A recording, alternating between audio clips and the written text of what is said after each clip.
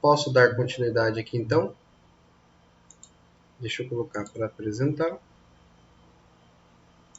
Apresentação dos slides. Ok. Estamos ainda no título 2, os crimes contra o patrimônio. E agora, os crimes de estelionato, né? Os crimes do migué, os crimes do malandro, né? Do fala mansa, do falsificador, do estelionatário, ok? Ele não tem coragem de escalar uma arma, ele não tem coragem de utilizar de ameaça, ou de extorsão, ou de violência física, mas ele é aquele cara que sabe aplicar um meio de dissimulação, de desfaçatez, para a aquisição, para a subtração daquela coisa, para a aquisição daquela coisa. E aí nós temos um conceito formado aqui do crime de estelionato, que é quando a gente engana a vítima com o objetivo de conseguir vantagem patrimonial indevida em prejuízo alheio, utilizando-se de artifício, que é meio material de enganar, como um documento falso, um disfarce, ou também pelo meio ardio, uma lábia, desfaçatez, ou está simulando uma doença, ou qualquer outro meio fraudulento. Então veja que aqui não é mais a posse, não é mais o medo da extorsão, a violência ou agravo, ameaça ou a subtração desvigiada, mas sim um engodo, mas sim uma forma fabulosa de aquisição da coisa. O ladrão estelionatário utilizou de alguns subterfúgios para enganar a vítima.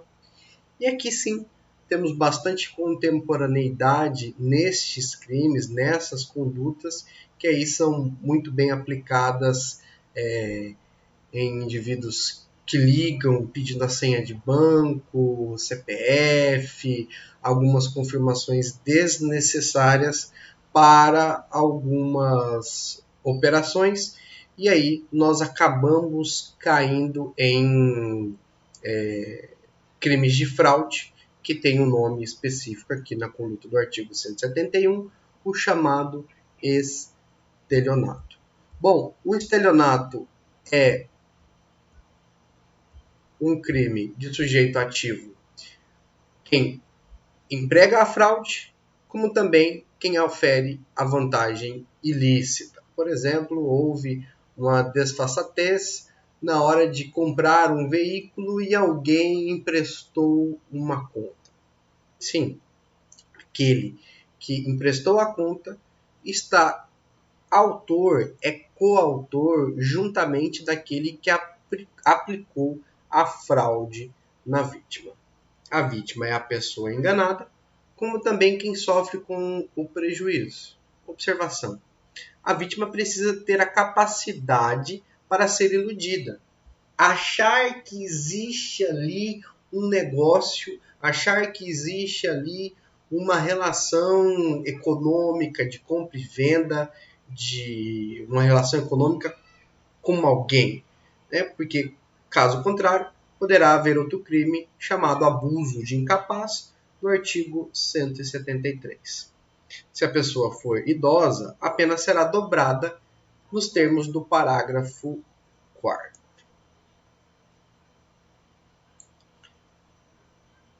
Objeto material é o patrimônio e o bem jurídico também é o patrimônio em sua inviolabilidade. Tudo bem? Bom, é um crime material que o seu intercrimes, a sua consumação, se dá com a obtenção da vantagem indevida. A tentativa é totalmente possível por ser um crime que pode ser cindido e não existe culpa, pois o elemento subjetivo, a vontade delitiva, é o dolo. Se houver imperícia, imprudência ou negligência, não há de se falar em estelionato, artigo 171. Quais são as condutas elementares? Fraude, vantagem indevida, mais prejuízo alheio. A fraude é induzir alguém, criar a falsa percepção ou manter, aproveitar-se do engano espontâneo da vítima. Meios artificiosos e ardios podem ser encenação, disfarce, astúcia, uma conversa enganosa, né? Uma lábia, que inclusive alguns juízes da varas de execução têm utilizado os estelionatários para convencerem as pessoas em ligações a fazerem doações a instituições de beneficência. Caso interessante a ser analisado. Outro meio fraudulento é o silêncio. Por exemplo, vantagem, qualquer utilidade ou proveito de ordem patrimonial.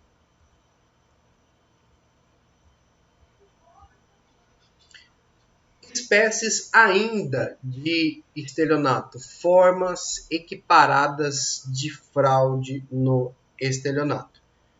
Disposição de coisa alheia como própria.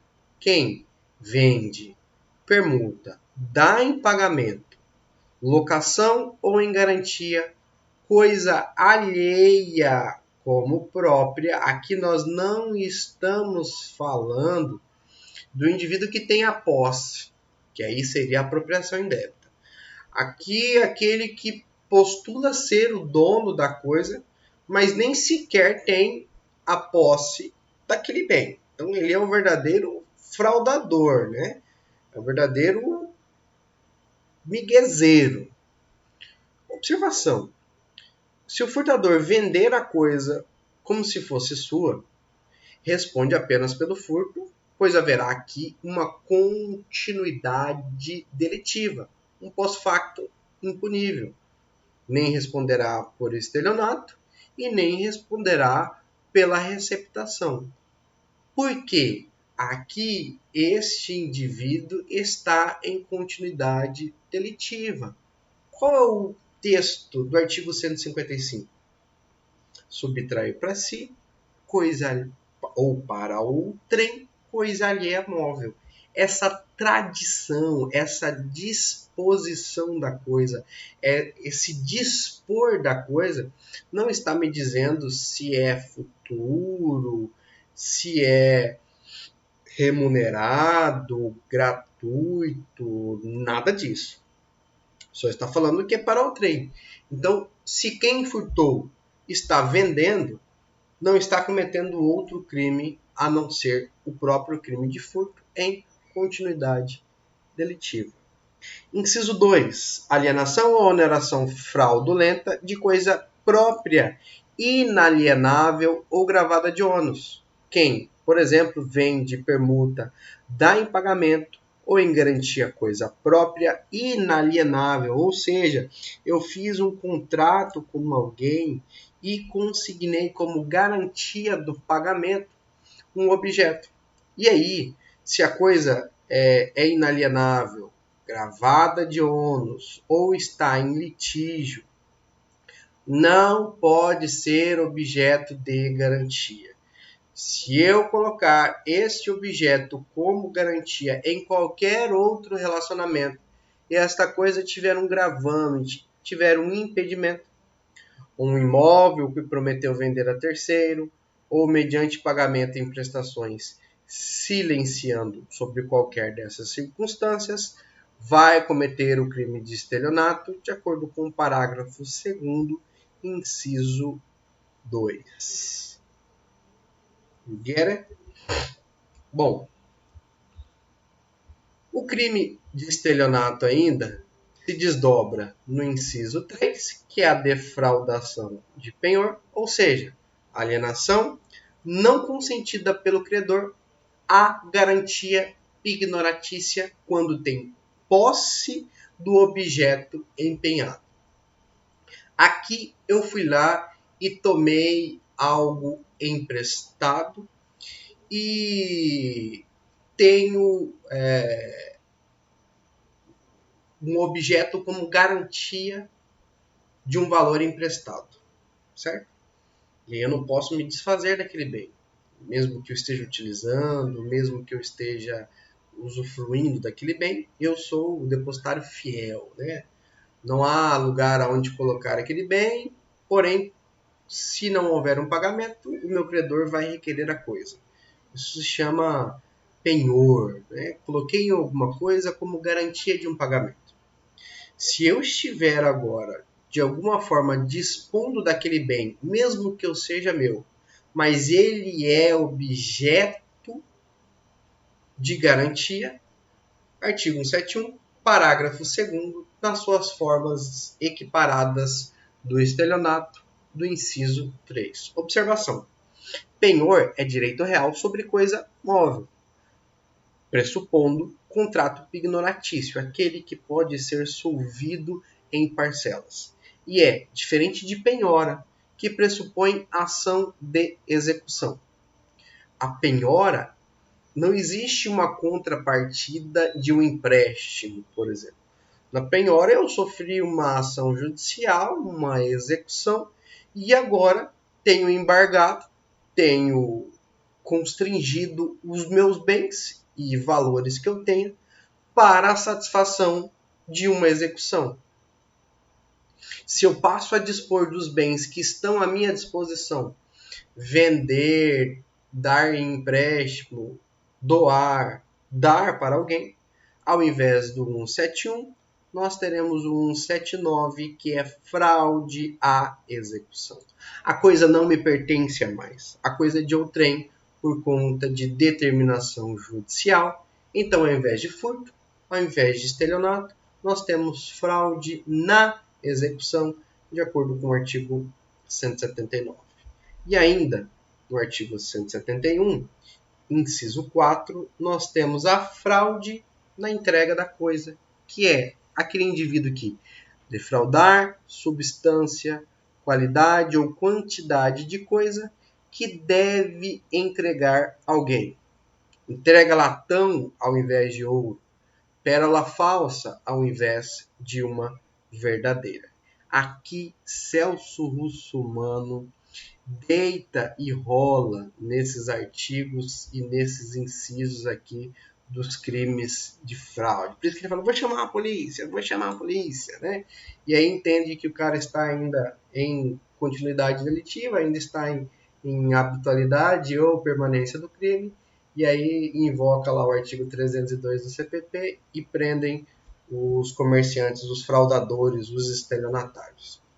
O inciso 5 ainda, quando houver a fraude para o recebimento de indenização ou de seguro. Destruir total ou parcialmente, ou ocultar coisa própria, ou lesar o próprio corpo ou a saúde, ou agrava as consequências da lesão ou da doença, com o intuito de haver indenização ou valor de seguro. Já no 6, é a fraude do pagamento por meio de cheque sem fundo. Sim, dar cheque sem provisão de fundos é o artigo 171, parágrafo 2º, inciso 6.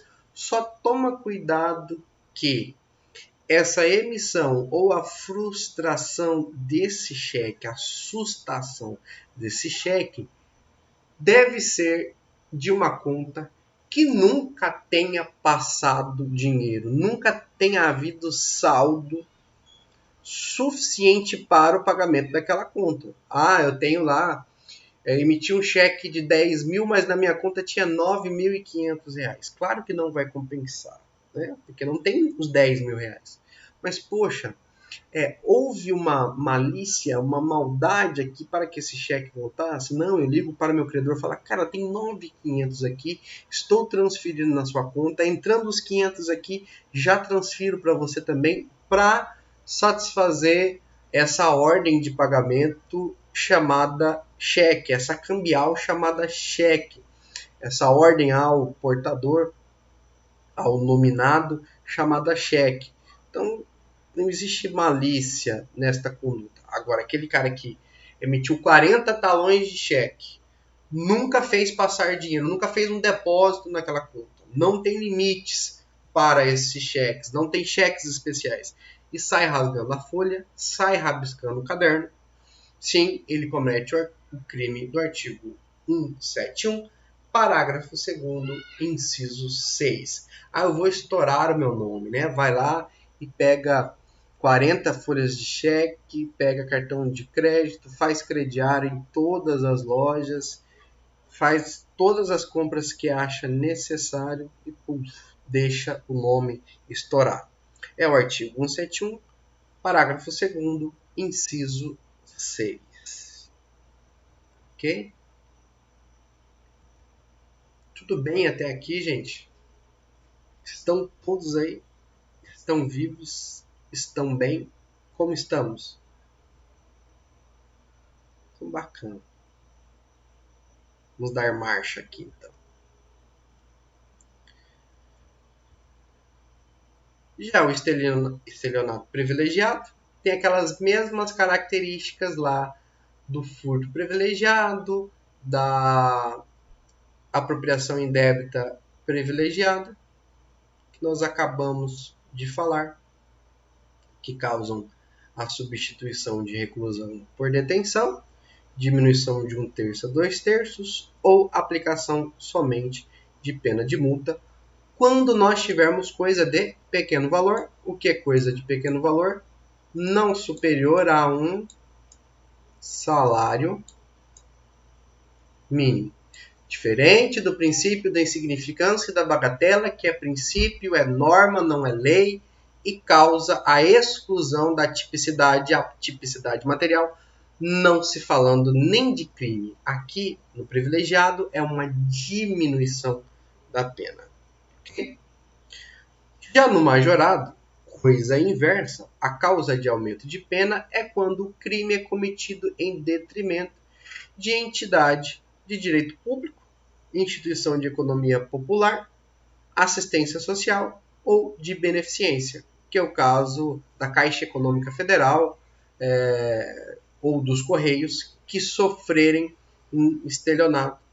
Aqui o legislador quis proteger estes entes federais com uma causa de aumento de pena, um asseveramento da pena por conta do sujeito passivo. Duplicata simulada é aquele indivíduo que emitir fatura, duplicata ou nota de venda que não corresponde à mercadoria vendida em quantidade ou qualidade ou serviço prestado. Aqui, queridos colegas, com pena de 2 a 4 anos, trazendo para o mundo real, trazendo para o comércio, né? Isso é um crime de comércio, um crime contra o sistema cambiário, né? Contra a economia, contra o comércio. É aqueles indivíduos que têm um CNPJ, tomam um CNPJ emprestado de um colega, de um conhecido, talvez anuncia ou não que vai emitir uma fatura e aí vai emitir um boleto e liga para o gerente do banco e fala: preciso trocar alguns boletos. Né? Quem nunca viu isso? Vou trocar alguns boletos com o banco. Então você tem lá o seu cliente que comprou consigo R$1.000 e você precisa desses R$1.000, mas não tem cheque, não tem valor na sua conta e precisa desses R$1.000 para fazer girar o caixa. O que você faz? Liga para um amigo que também tem um CNPJ e fala: cara, vou fazer um boletim aqui com o seu CNPJ, só que eu mesmo vou pagar, tá? Fica tranquilo. Aí o cara emite lá para 30 dias um boleto, uma fatura, uma duplicata, para o pagamento futuro, troca com o banco um percentual de desconto nessa troca, por essa operação, e aí o banco dá o dinheiro para o cara sem ter havido uma prestação de serviços ou venda de mercadoria. Né? Você já parou, estatalou o olho e falou: eu acho que eu já fiz isso. Né? Eu acho que papai já fez esse.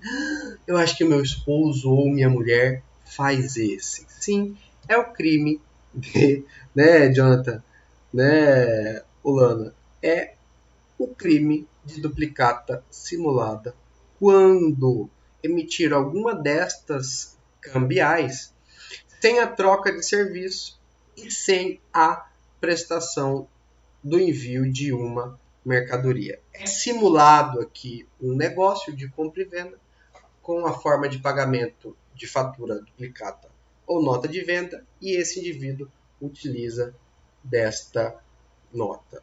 Ok? Aqui está o conceito no artigo 172, que eu vou deixar para a leitura de vocês.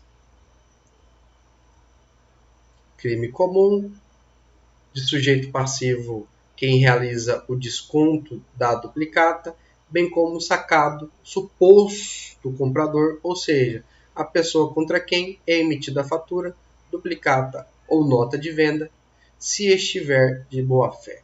Esses dias eu tive uma cliente que teve uma empresa aberta em seu nome, com folhas e folhas de cheque, aluguéis e sim, o cara chegou a montar a empresa, tocou a empresa por 2 anos, adquiriu um valor lá com vendas e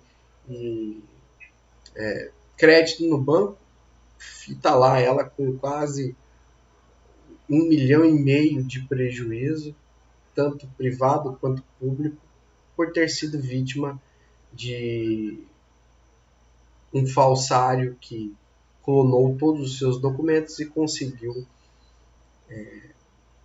confeccionar novos documentos e CNPJ falsos. Na verdade, o CNPJ era verdadeiro, só que com documentos falsos.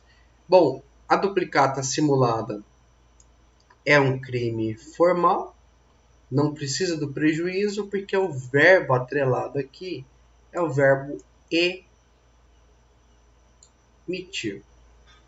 Observação: a divergência quanto ao momento da emissão. E aí nós temos as duas teorias que degladeiam entre si, a primeira e a segunda, uma do professor Mirabete e a outra do Delmanto e do Damásio, que é seguida pelo STJ, que é quando coloca em circulação, e a outra, produzir, preencher ou criar o documento. Eu sou mais de acordo com a segunda teoria, que é quando coloca em circulação, mesmo que não haja o prejuízo com a emissão daquela nota. Porque, para mim, o verbo emitir é também finalizado, é consubstanciado, a conduta de emitir também finalizada com a chegada daquela nota, daquela duplicata, no ente financeiro, no banco. Não tão somente quando eu produzo lá em meu escritório, em minha firma, em minha empresa, um boleto e está lá na minha mesa. Não, eu sou de entendimento da segunda corrente. A tentativa, por tratar-se de crime formal, não é admissível, pois o agente emite o documento e o crime está consumado, ou não emite e o fato é atípico. Ok? Principalmente empresas com problema, isso, financeiros trocam em factoring e bancos diferentes. Sim. E às vezes os CNPJs nem sabem, né? E tá lá. Trata-se de delito subsidiário, ou seja, a falsificação e adulteração do livro de registro de duplicata só restará punida se não for expedida a duplicata simulada, pois caso esta seja expedida, a falsificação, a adulteração no livro será absorvida. Se o fato for posteriormente à emissão da duplicata, também será impunível, de acordo com o parágrafo único na forma equiparada, que é a adulteração de livro de registro de duplicata. Tenha dó com o Código Penal, que ainda fala de livro de registro de duplicatas. Hoje nós temos um sistema muito informatizado que superou este instituto. Ok? Abuso de incapaz. Abusar em proveito próprio ou alheio de necessidade, paixão ou inexperiência de menor, ou de alienação ou de debilidade mental. Alienação é amor, paixão, relacionamento amoroso, induzindo qualquer deles à prática de ato suscetível de produzir efeito jurídico em prejuízo próprio ou de terceiro. Pena de reclusão de 2 a 6 anos é multa. Aqui nós temos aquele verdadeiro gigolô, né? O chavequeiro. Vai lá nas senhoras de idade abastadas do dinheiro e abusam do sentimento, abusam da sua relação para que estas comprem uma moto, um carro para si, façam empréstimos, comprem roupa e abusam da paixão, do amor destas pessoas que estão sendo enganadas, né? Estão sendo iludidas por conta de um relacionamento fraudulento. Abusar com o sentimento de fazer mau uso, aproveitar-se de alguém com menor conhecimento, experiência ou resistência para induzir, convencê-lo, persuadi-lo à prática de ato que produza efeito jurídico em seu prejuízo ou mesmo em prejuízo de terceiro de boa fé. Sujeitos: qualquer pessoa. O passivo é o menor de 18 anos. A pessoa alienada, que aqui nós podemos colocar as mulheres que são vítimas de um gigolô, ou um débil mental. Observação: deve obedecer fielmente a esse rol dessas 3 pessoas: incapaz, débil mental e o alienado. Não há previsão de culpa, pois o dolo é a subjetividade,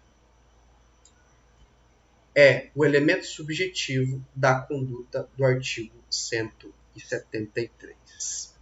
Ok? Bom, é um crime formal, juntamente com os outros, e a tentativa é possível porque existem algumas condutas que podem ser cindidas. Difere-se do estelionato principalmente pela ausência da fraude, da desfaçatez. Aqui não é utilizado um meio, um documento que engana a pessoa. Aqui é utilizado algo subjetivo. Amor, paixão, respeito, convencimento. Diferente lá da fraude aplicada no estelionato, que é um objeto falso, um documento falso, um cheque falso, um RG falsa, que vai convencer a pessoa de que aquele negócio é lícito. Induzimento à especulação é mais um fabuloso de 1940, mas vamos à leitura. Abusar em proveito próprio ou alheio da inexperiência ou da simplicidade ou inferioridade mental de outrem, induzindo a prática de jogo de aposta ou a especulação com títulos ou mercadorias, sabendo ou devendo saber que a operação é ruinosa. Aqui é aquele indivíduo que aproveita da baixa abstração de sociedade que o indivíduo tem. É aquele indivíduo que fica na frente de um computador e não sabe nem aonde liga e desliga. Para sacar o seu benefício, o seu dinheirinho lá do governo, ele precisa da ajuda de alguém porque ele não sabe nem manusear um caixa eletrônico. Ele só sabe pegar o ônibus porque ele decorou as figurinhas dos números da sua linha de transporte. Trocou o número da linha, ferrou. Sacaneou com esse indivíduo porque ele tem uma baixa instrução. E aí, atrelada a essa baixa instrução, for vítima de um jogo de aposta ou uma especulação de títulos e mercadorias, convencido a comprar algo com um valor excessivamente alto, ou a dispor de algo por meio de doação, sofrer uma especulação, aí sim nós temos o artigo 174. Isso ocorre muito lá na seara dos crimes ali investigados pela Delegacia do Idoso e da Mulher. Tanto 173 quanto 174 habitam muito nessas duas delegacias, delegacia do idoso, da criança e da mulher. Sujeito ativo, qualquer pessoa, é um crime comum. O passivo já é pessoa simples, inexperiente ou com mentalidade inferior. Não pode ser louca, porque se for louca é o artigo 173. O dolo é o elemento subjetivo e ainda com a especificidade de causar uma operação ruinosa para alguém.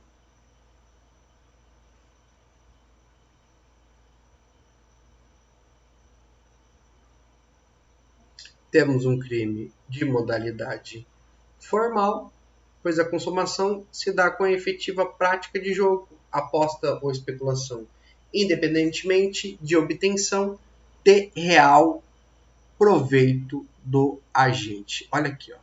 Independente da obtenção. A obtenção seria a materialidade. A obtenção seria a troca da propriedade, da materialização, do estado natural das coisas. E aqui sim nós temos um intercrimes de momento consumativo formal.